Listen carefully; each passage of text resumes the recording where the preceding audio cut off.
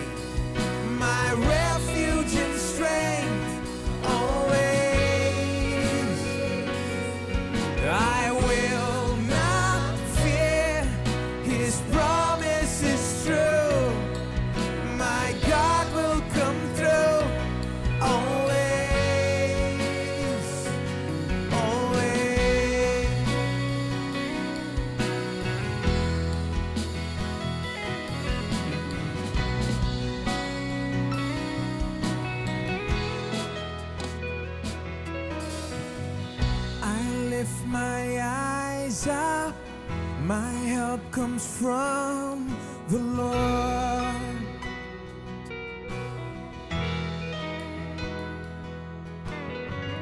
I lift my eyes up, my help comes from the Lord.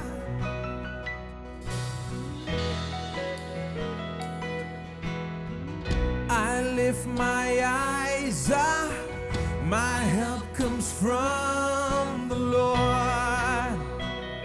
My help is coming, so I lift my eyes up.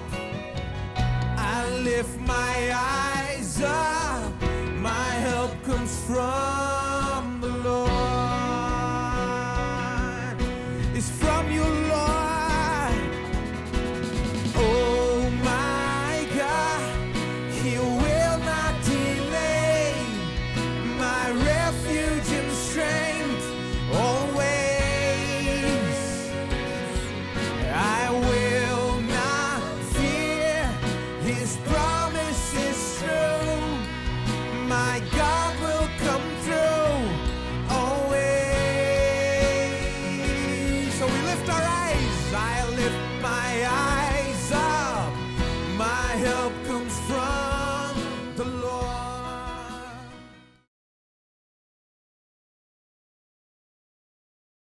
मरकुस रचित सुसमाचार अध्याय 11 वचन 22। यीशु ने उसको उत्तर दिया, परमेश्वर पर विश्वास रखो। मैं तुमसे सच कहता हूं कि जो कोई इस पहाड़ से कहे तू उखड़ जा और समुद्र में जा पड़, और अपने मन में संदेह न करे, वरन प्रतीति करे कि जो कहता हूं वो हो जाएगा, तो उसके लिए वही होगा जो उसने कहा है। हम परमेश्वर के जैसे विश्वास को देख रहे हैं। ये शब्द परमेश्वर के जैसे विश्वास वचन 22 से आता है। दरअसल किंग जेम्स वर्जन जहां पर ये कहता है परमेश्वर पर विश्वास रखो, यीशु ने चेलों से कहा परमेश्वर में विश्वास रखो। लेकिन यदि आपके पास में अच्छी बाइबल है जिसमें मार्जिनल रेंडरिंग है, वहां पर आप अलग अलग तरह के ट्रांसलेशन देखेंगे।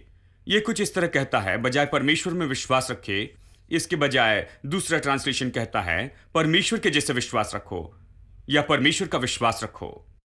अब यही तो यीशु अपने चेलों को बताने की कोशिश करता है।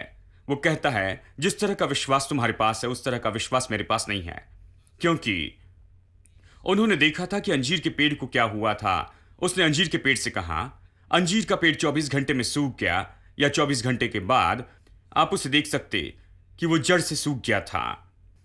तो उसे देखकर कि ये सूख चुका है, चेले हैरान थे और उन्होंने कहा कि जिस पेड़ को तूने श्राप दिया है वो अब सूख चुका है। यीशु कहता है, देखो ये विश्वास नहीं है कि तुमने देखा और विश्वास किया, विश्वास है तुमने विश्वास किया और कहा और वो हो गया है। यही विश्वास है। ऐसे विश्वास काम करता है।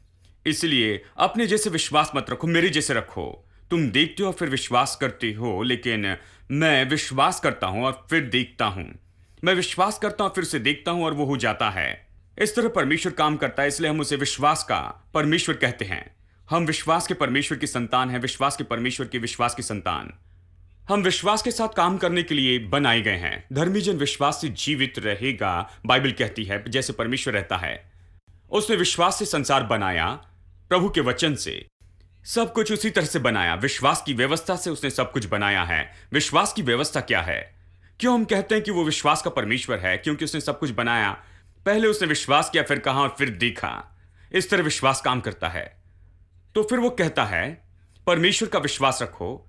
जो कोई भी इस पहाड़ से कहेगा कि तू उखड़ जा और समुद्र में जा पड़, और अपने मन में संदेह न करे, पर विश्वास करे कि जो कुछ कहता हूं वो हो जाएगा, उसके लिए वो हो जाएगा। ये सब के लिए काम करेगा। वो कहता है जैसे कि आप परमेश्वर के स्वरूप समानता में बने हैं, विश्वास में जीने के लिए, विश्वास में काम करने के लिए। अब मैं आपको कुछ परमेश्वर के जैसे विश्वास की विशेषता बताना चाहता हूं। परमेश्वर के जैसा विश्वास क्या है? अब एक बात जो इस छोटे से वचन में बताई गई है, पूरी जानकारी से पूरी तरह भरा है। यीशु ने उसे एक ही वचन में डाल दिया। हमें इसके बारे में बहुत कुछ बचाना होगा, क्योंकि हमें बहुत कुछ सीखना है। एक बात जो यहां पर कही गई है कि दिल में संदेह न करे पर विश्वास करे, यही वो कहता है। हाँ, अब मैंने विश्वास के दिल के बारे में बताया है। दिल के विश्वास और मन के विश्वास में फर्क है। मन का विश्वास व्यक्ति में कोई फर्क नहीं लाता। ये मानसिक होता है। मानसिक विश्वास करते हैं। ये हमारे जीवन में किसी तरह से कोई भी बदलाव नहीं लाता है। दिल का विश्वास अलग है। व्यक्ति जो दिल में विश्वास करता, उसके जीवन में फर्क होता है। बहुत से विश्वासी मानसिक विश्वास करते हैं, कुछ सच्चाइयों पर मानसिक रूप में विश्वास करते हैं। हाँ, यीशु एक कुमारी से पैदा हुआ, क्रूस पर मरा, तीसरे दिन फिर से जी उठा। सारे विश्वासी यही विश्वास करते, बस मानसिक। ये उनके जीवन में कोई फर्क नहीं लाता। लेकिन यदि दिल से विश्वास करे तो ये अलग है, गहरा है। ये आपके जीवन के भीतर तक प्रभाव डालेगा, और जैसे आपने विश्वास किया वैसे आप बदल जाएंगे। यानी दिल ही विश्वास का केंद्र है, मैंने बताया था। और फिर मैंने आपसे कहा कि आप विश्वास करते रहें। देखिए, दिल विश्वास करने के लिए है, यह अविश्वास के लिए नहीं। यह विश्वास के लिए है। हम अविश्वास के बारे में बता रहे थे। आपको बताया कि दो तरह के अविश्वास हैं। हमें समझना बहुत जरूरी है। हमें देखना है कि हमारे दिल में क्या है। हमें सही बातों को दिल में रखना है, अविश्वास को अपने दिल से निकालना है, ताकि हमारा दिल विश्वास से पूरी तरह से बह सके, ताकि जो कुछ भी हम कहे वो पूरा हो जाए। हम कहते हैं, हाँ यीशु ने कहा और 24 घंटे में वो पेड़ सूख गया, लेकिन मैंने कहा कुछ नहीं हुआ। खैर, यीशु के दिल को देखिए। यीशु का दिल तो अलग तरह का है। यह विश्वास का दिल है। उसमें कोई खराबी नहीं जो हम में है। उसमें कोई अविश्वास या संदेह नहीं जो हम में है। तो आपको दिल में काम करना है, हमें दिल में काम करना है। हम सब आए हैं पतन से, उद्धार पाए हैं, नए जीवन में आए हैं, और हमें अपने दिल में परमेश्वर के विश्वास को लाना है और इसमें काम करते जाना है, ताकि जो यीशु ने वचन 23 में कहा है कि पहाड़ उखाड़ सकते हैं, यह हमारे जीवन में सच हो सकता है। जो कुछ हम कहेंगे वो पूरा हो जाएगा। यानी दिल से विश्वास करना है। विश्वास के बारे में हम चर्चा कर रहे हैं, और इसलिए हम अविश्वास को भी देख रहे हैं, क्योंकि बहुत से लोग विश्वास नहीं करते क्योंकि उनमें अविश्वास है। अविश्वास क्या है? मैंने आपको दो तरह के अविश्वास बताए। दो तरह के अविश्वास जो पौलुस बताता है उसके अनुभव में। वो कहता है, एक जगह पर मैंने आपको पहले दिखाया, इसलिए मैं बस बताऊंगा। वो कहता है कि मसीह में आने से पहले वो निंदा करने वाला था, सताने वाला, चोट पहुंचाने वाला था। वो विश्वासी लोगों और कलीसिया को सताने वाला था। वो कहता, मैंने इसे किया अविश्वास और अज्ञानता के कारण। अविश्वास और अज्ञानता के कारण मैंने क्या, कहता है, मैं मसीह को नहीं जानता था, अविश्वास और अज्ञानता में था, इसलिए परमेश्वर ने मुझ पर अपनी दया प्रकट की और उसने मेरा उद्धार किया। और केवल उद्धार नहीं दिया, मुझे अद्भुत सेवकाई भी दी, और ये प्रेरित होना भी वो कहता है। तो उसने अविश्वास और अज्ञानता से इसे किया था। यह अविश्वास जो अज्ञानता से आता है, लोग नहीं जानते, इसलिए वो नुकसान पहुंचाते, इसलिए कभी कभी निंदा करते, और इसलिए कई बार वो बस सताते जाते हैं। जब वो सच्चाई को जानते हैं तो समर्पण करते और बदल जाते हैं। लेकिन एक और अविश्वास होता है जिसे इब्रानियों अध्याय 3 और 4 बताता है ये अलग तरह का अविश्वास है। अविश्वास शब्द जो ग्रीक से आता है वो तो अविश्वास शब्द जिसका ग्रीक में अर्थ है कि डटे नहीं रहना, मतलब परमेश्वर ने आपके सामने बार बार साबित किया है कि वो भला परमेश्वर है और वो प्रभु आपके लिए है और आपके लिए चमत्कार करता है और परमेश्वर आपको छुटकारा देता है और आपके लिए प्रबंध करता है और ये सब कुछ करता है, लेकिन फिर भी आप विश्वास नहीं करते। बार बार समय समय पर वो साबित करता है, लेकिन कोई फर्क नहीं पड़ता, आप अपनी जगह पर डटे होते हैं। इस तरह का अविश्वास बहुत ही खतरनाक होता है और फिर इब्रानियों अध्याय 4 में इसे बताया गया है, अविश्वास वाला बुरा दिल। और इसने कैसे परिणाम लाए कि इस्राएली लोग, उदाहरण के लिए, उनका अविश्वास वाला बुरा दिल था, वो विश्वास नहीं कर रहे थे, इसलिए वो उस प्रतिज्ञा के देश में नहीं पहुंचे जिसमें परमेश्वर ने उन्हें जाने के लिए बुलाया था, दूध और मधु के देश में। परमेश्वर ने उनके लिए सब तैयार किया, प्रबंध किया और कहा कि मैंने तुम्हें यह दे दिया है, फिर भी वो वहां नहीं पहुंच पाए, उसमें नहीं जा पाए, क्योंकि परमेश्वर की बातें विश्वास से की जाती है, केवल विश्वास से ही। ये इसलिए नहीं होता क्योंकि उसने कहा है, वो कहता है यदि आप विश्वास करो तो तुम इसे पाओगे। ये केवल विश्वास से ही होना है। तो दो तरह के अविश्वास होते हैं। दूसरा है जो बुरे किस्म का अविश्वास है और इस अविश्वास से हमें सावधान रहना होगा। अब हम इस अविश्वास को कैसे जान सकते हैं? बहुत से लोग कहते हैं मैं नहीं जानता कि मेरे दिल में अविश्वास है या विश्वास है, मैं नहीं जानता कि विश्वास है या अविश्वास है। इसलिए मैं आपको अविश्वास के कुछ चिन्ह बताना चाहता हूं ताकि आप बता सकेंगे कि आपके दिल में अविश्वास है या विश्वास है। तो मैं आपको सच में कुछ अविश्वास के चिन्ह बताना चाहता हूं। मैंने पहले 5 बताए हैं। हमने इस्राएली लोगों को देखा जहां उन्होंने अविश्वास के कुछ उदाहरणों को बताया है। बुरा अविश्वास, बाइबल कहती है कि परमेश्वर ने कहा कि उन्होंने मुझे 10 बार परखा है। 10 बार परखने के बाद भी उसने कई बार साबित किया कि वो परमेश्वर है। उसके बाद उन्होंने अविश्वास दिखाया और उसकी 10 बार परीक्षा की। और हमने इससे पहली बात को देखा निर्गमन अध्याय 14 में। चलिए निर्गमन अध्याय 14 में वापस चले। हमने पहली बात को देखा था जहां लोग मिस्र में से निकल आए और वो अच्छे से जा रहे थे और वो लाल समुद्र के पास पहुंचे। लाल समुद्र उनके सामने था और उन्होंने पीछे मुड़कर देखा और देखा कि फिरौन ने अपना मन बदल दिया। जिस फिरौन ने उन्हें जाने दिया उसने अपना मन बदल दिया और उसकी सेना इनका पीछा कर रही थी। जब उन्होंने सेना देखी तो वो डर गए और कुड़कुड़ाने लग गए और वो सच में बुरा कहने लग गए। अब हमने इस बात को देखा है, मैंने आपको अविश्वास की कई बातें दिखाई है, बहुत सी अविश्वास के चिन्ह हैं, निश्चित चिन्ह हैं। एक बात कि अविश्वास बहुत ही आसानी से मान लेता है जो देखता है। परमेश्वर ने जो कुछ कहा उसके बजाय या उसके काम के बजाय ये कभी नहीं सोचता कि परमेश्वर ने क्या किया, ये कभी नहीं सोचता कि परमेश्वर ने क्या प्रतिज्ञा की। ये परमेश्वर की विश्वास योग्यता नहीं देखता, उसकी सच्चाई को, कि वो नहीं बदलता और वो झूठ नहीं बोलता, कि उसने बहुत अद्भुत काम किए हैं। वो इन बातों को नहीं सोचते, वो केवल वही सोचते जो देखते हैं। अब आप किस तरह के व्यक्ति हैं? जब समस्या आती है, जब जीवन में चुनौतियों का सामना करते, तो आप सबसे पहले क्या सोचते हैं? क्या आप ये सोचते हैं कि परमेश्वर का वचन, उसकी प्रतिज्ञा बड़ी है और भूतकाल में परमेश्वर के साथ क्या आपके अनुभव और उसका प्रबंध और उसकी सुरक्षा, ये सब क्या आपके दिल में ये आता है? क्या ये आपके दिल में बड़ा दिखाई देता है या समस्या आपके दिल में बड़ी दिखाई देती है? अब यदि समस्या आपको हर समय बड़ी दिखाई देती है, हालांकि परमेश्वर ने आपके जीवन में चमत्कार किए हैं, यदि आप समस्या को बड़ा देखते हैं, फिर आपने अपना जीवन सच में विश्वास पर नहीं बनाया है। आपने शायद अच्छा अनुभव पाया हो जो परमेश्वर ने चमत्कार किए। इस्राएली लोगों को ही देखिए, पौलुस कहता है कि आग का खंबा था रात के समय में उनके साथ में, बादल का खंबा दिन में, और लाल समुद्र पार किया और मन्ना खाया जो स्वर्ग से आया था और पानी पिया जो चट्टान से निकला। उन्होंने अनुभव पाए, चमत्कार पाए, बहुत से अद्भुत चमत्कार और अनुभव, लेकिन फिर भी वो प्रतिज्ञा के देश में नहीं पहुंचे।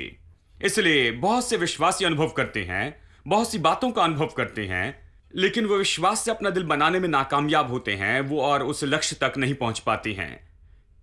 यानी हमने पहली बात देखी है, यह विश्वास का चिन्ह होता है जब आप अपनी समस्या को बड़ा करके देखते हैं और इसे बड़ा सोचते। भूतकाल में परमेश्वर की भलाई का अनुभव करने के बाद भी तो आप उनमें से किसी बात को नहीं सोचते, ना ही प्रभु वचन को सोचते हैं। तो पहला चिन्ह है जो आप देखते उसी के अनुसार चलते हैं। दूसरा चिन्ह है आप डर जाते हैं और भय में होते हैं। यही तो इस्राएलियों के साथ में हुआ था, हमने इसे देखा है। तीसरी बात यह है नकारात्मक होते, देखिए बहुत से लोग नकारात्मक होते, बहुत से विश्वासी नकारात्मक होते, हर जगह देखते हैं नकारात्मक तरह का जीवन। मैंने आपको उदाहरण दिया, जानते हैं एक उंगली को चोट लगती है, कट जाती है या खून बहता है, कुछ दिन तक काम नहीं कर पाते हैं, लेकिन वो क्या कहते हैं, ओ मेरे प्रभु मेरे साथ में कुछ भी अच्छा नहीं हो रहा है।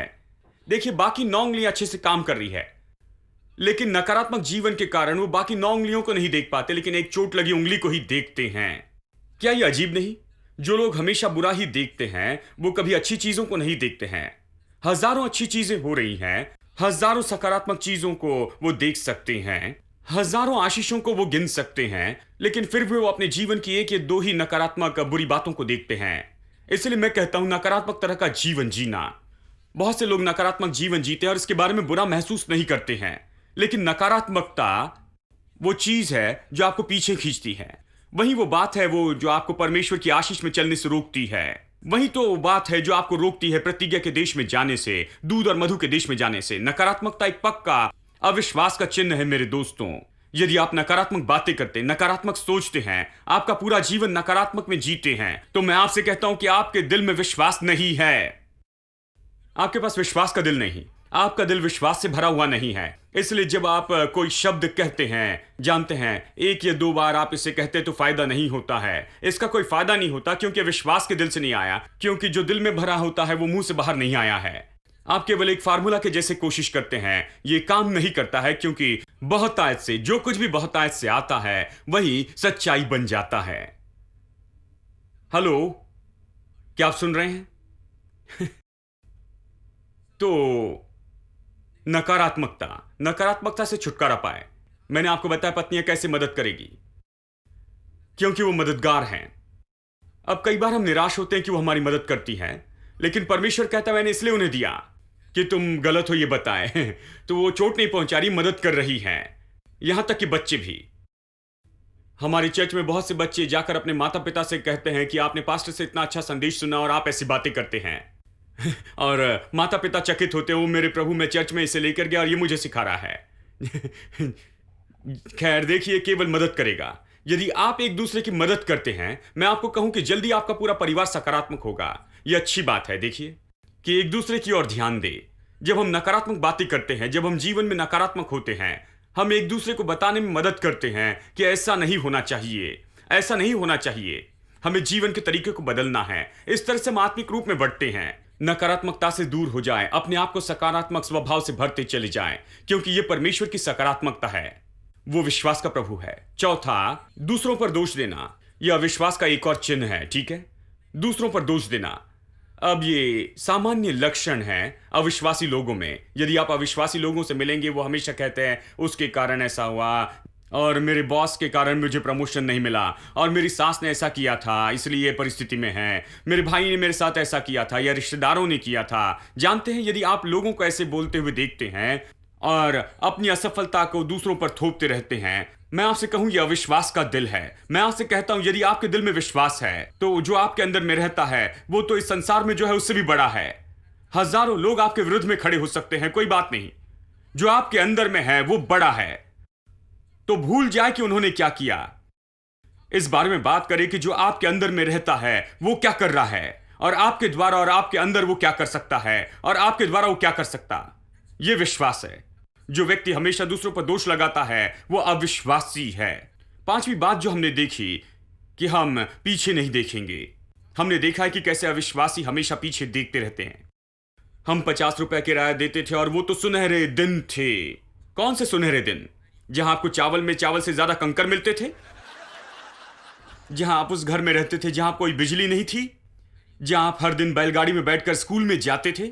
मुझे वो पुराने दिन नहीं चाहिए। अब बहुत कुछ अच्छा हो रहा है। मैं आपसे कहूं कि अगले 10 सालों में चीजें और भी बहुत अच्छी होगी। हेलो। जब मैं देखता हूं, आपको देखता हूं, भूतकाल को देखता हूं, लेकिन मैं पीछे नहीं जाना चाहता। मैं प्रभु का धन्यवाद करता हूं, उसने जो कुछ भी मेरे लिए किया है, कैसे उसने मेरी मदद की। मैं भूतकाल को देखता हूं कि परमेश्वर के अद्भुत कामों को याद करूं, कि कैसे परमेश्वर मेरे साथ में रहा। जब मैं सही नहीं था, परमेश्वर ने मेरी मदद की, प्रभु ने मुझ पर अनुग्रह किया, और इसलिए मैं यहां तक पहुंचा हूं। इसलिए नहीं कि मैं सिद्ध था। मैं प्रभु का धन्यवाद करता हूं और परमेश्वर मेरे लिए अनुग्रहकारी रहा, इसलिए धन्यवाद देता हूं। उसने मुझे आशीष दी है। मैं हमेशा आगे देखते रहता हूं, भूतकाल की आशीषों को सोचकर भूतकाल के लिए प्रभु को धन्यवाद देता हूं, लेकिन मैं भूतकाल में जाना नहीं चाहता हूं। मैं यहां पर छोटी झोपड़ी में था, मैं उस झोपड़ी में नहीं जाना चाहता। मैं उस बिल्डिंग की राह देख रहा हूं जो इससे 10-20 गुना बड़ी होगी और इससे भी ज्यादा सुंदर होगी। यही तो हमारा भविष्य है। मैं भविष्य की ओर आगे बढ़ रहा हूं। मेरे अच्छे दिन आने वाले हैं, मेरा सबसे अच्छा भाग आने वाला है। वही तो विश्वास कहता है। विश्वास हमेशा ऊपर देखता है, हमेशा आगे देखता है, और अविश्वास पीछे देखता है, पीछे मुड़कर देखता है और वापस जाना चाहता है। कुछ लोग कहते हैं वो बहुत अच्छे दिन थे, हमारे पास में प्रॉपर्टी थी, हमारे पास धन था, ये और वो था, वो अच्छे दिन थे, मैं सब कुछ अभी खो बैठा, इसलिए मैं अच्छे दिनों में जाना चाहता हूं। नहीं, यदि आप परमेश्वर पर विश्वास करते हैं तो आपको वो सब कुछ वापस मिलेगा, उससे बढ़कर मिलेगा भाई, भविष्य में। तो भूतकाल में जाने के बारे में भूल जाए। अब इसे सुनिए। वो कुड़कुड़ाए और बुड़बुड़ाए और इसके बाद में, और हमने इन सारी 5 बातों को देखा है। और देखिए मूसा क्या कहता है। मूसा ने लोगों से कहा, डरो मत, खड़े खड़े उद्धार का काम देखो जो यहोवा आज तुम्हारे लिए करेगा, क्योंकि जिन मिस्रियों को आज तुम देखते हो उनको फिर कभी नहीं देखोगे। अब वो भविष्य के बारे में बातें कर रहा है। वो कहता है कि मिस्र में वापस जाने के बारे में मत सोचो। तुम्हारा भविष्य है मिस्रियों के बिना ही, गुलामी के बिना ही, बंधन के बिना ही। तुम्हारा बड़ा और उज्जवल सुंदर भविष्य है जो परमेश्वर ने बनाया, हमें वहां ले जा रहा है। तो आओ आगे की ओर देखते हैं। वो कहता है, तुम इन शत्रुओं को बाद में कभी नहीं देखोगे। वचन 14, यहोवा आप ही तुम्हारे लिए लड़ेगा, इसलिए तुम चुपचाप रहो, अपनी शांति थामे रहो। इसका मतलब तुम्हें कुछ नहीं करना पड़ेगा। अब कुछ नहीं करना आपके लिए एक बड़ी बात है। परमेश्वर कहता, मैं सब कुछ करूंगा, तुम कुछ मत करो। याद है जब सूबेदार ने यीशु को अपने घर में बुलाया था, जिसकी बेटी मर गई थी, और यीशु जा रहा था और रास्ते में बहुत सी बातें वहां पर हुई, और कोई सूबेदार के पास में आकर उससे कहता है कि तेरी बेटी मर चुकी है, स्वामी को परेशान न कर। जानते यीशु ने क्या कहा? केवल विश्वास करो। क्या कह रहा था? वो कहता है कुछ भी मत करो, नकारात्मक बातें मत करो, अविश्वास की बातें मत करो, हार मत मानो, केवल विश्वास करो। उन दिनों में हम गाते थे, केवल विश्वास करो, केवल विश्वास करो, और फिर हम बाहर जाकर अविश्वास की बातें करते थे। हम केवल सोचते थे ये गीत है, जानते हैं सच में यही तो मैं सोचता था। हम केवल गाते थे, केवल विश्वास करो, विश्वास करो, लेकिन जब आप बातें सुनते तो ये केवल अविश्वास की ही बातें हुआ करती थी, पूरी तरह सफलता की बातें।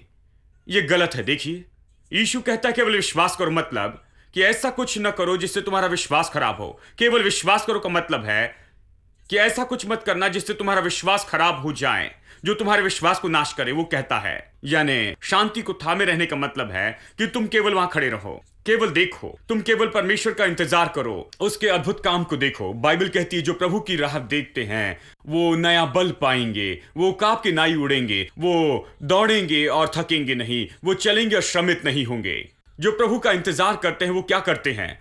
क्या वे खड़े होकर देखते रहते हैं? जानते हैं, ये केवल चुपचाप देखना नहीं है, ये प्रभु की बाट जोना है। परमेश्वर की आशा करना है कि वो अपनी प्रतिज्ञा पूरी करेगा, अपनी प्रतिज्ञा की भरपूरी से। वो विश्वास का व्यक्ति जो प्रभु की बाट जोता है कि इसमें देखते रहे कि उसका वचन मेरे जीवन में पूरा हो, यही तो राह देखना है। ठीक है, तो परमेश्वर कहता है तुम चुपचाप रहो, मैं तुम्हारे लिए लड़ूंगा। हां, आप में से कितने लोग चुपचाप रहेंगे? मतलब शांत रहना जब तक युद्ध खत्म ना हो जाए। बातें बुरी होती जाती है, ऐसे लगता है कि सब युद्ध बुरा होते जा रहा है और ये युद्ध बड़ा दिखता है और आप शायद नहीं जीत पाएंगे। लेकिन इसे नहीं कहना, हाँ, कुछ भी मत कहना, इंतजार करना, प्रभु की स्तुति करते जाना, प्रभु के वादों को याद करना कि परमेश्वर ने फिरौन की सेना के साथ में क्या किया था और वो सब। बस यही तो इसका मतलब है। राह देखे, मैं तुम्हारे लिए इसे करूंगा। और फिर वो कहता है, तब यहोवा ने मूसा से कहा, तू क्यों मेरी दुहाई दे रहा है? इस्राएलियों को आज्ञा दे कि यहां से कूच करे। सब लोग कहे आगे कूच करे। इसलिए हमने यही तो कहा था पिछले हफ्ते जब हम घर गए थे, आगे बढ़ो। लेकिन मैं आपको यहां पर कुछ और वचन पढ़कर बताना चाहता, कुछ और ट्रांसलेशन से। NIV, इसका ट्रांसलेशन मुझे पसंद है क्योंकि कभी कभी ये बहुत अच्छा बताता है, बहुत मजा आता है, और इसलिए आपको अलग अलग ट्रांसलेशन पढ़ने चाहिए। हम इस समय कंप्यूटर के समय में जी रहे हैं और ये मुफ्त में उपलब्ध है वहां पर। कोई भी ट्रांसलेशन आप इसे देख सकते हैं और पढ़ सकते हैं, इंटरनेट पर पढ़ सकते हैं। ठीक है, NIV, तुम मेरे सामने क्यों रो रहे हो? ये वचन 15 का ट्रांसलेशन है। किंग जेम्स वर्जन कहता है, तू क्यों मेरी दुहाई दे रहा है? इसराइलियों को आज्ञा दे कि यहां से कूच करे। अब एनआईवी को देखें। तू मेरे सामने क्यों रो रहा है? इसराइलियों से कहे कि आगे बढ़ें। मुझे पसंद है सब लोग कहें आगे बढ़े। अब मीटिंग खत्म होने के बाद जब आप बाहर जाएंगे तो कोई कहता है, वो जानते हैं मेरी नौकरी चली गई, सब कुछ बुरा हो रहा है, मैं नहीं जानता, मुझे बहुत सी चिंता हो रही है। तो आप कहें आगे बढ़े भाई। जानते हैं आगे बढ़े। यह आगे बढ़ने का समय है। यहीं पर रास्ता खत्म नहीं होता, यहीं पर जीवन खत्म नहीं होता, सब कुछ खत्म नहीं होता। परमेश्वर अभी भी जिंदा है, उसकी प्रतिज्ञा अभी भी अच्छी है, वो कभी झूठ नहीं बोलता, वो आपको देख रहा है। आगे बढ़ते चले जाएं। यदि आप कदम आगे बढ़ाएंगे तो परमेश्वर के चमत्कारों को देखेंगे। आगे बढ़े। There is no rock, there is no God like our God. No other name worthy of all our praise. The rock of salvation that cannot be moved has proven himself to be faithful and true. There is no rock, there is no God like God. There is no rock, there is no rock. There is no God like our God. No other name worthy of all our praise. The rock of salvation cannot be moved. He's proven himself to be faithful and true. There is no rock, there is no God like ours. Rock of ages, rock of ages. Jesus is our rock, rock of ages. Jesus is our rock, rock of ages. Jesus is our rock. There is no rock, there is no God like God.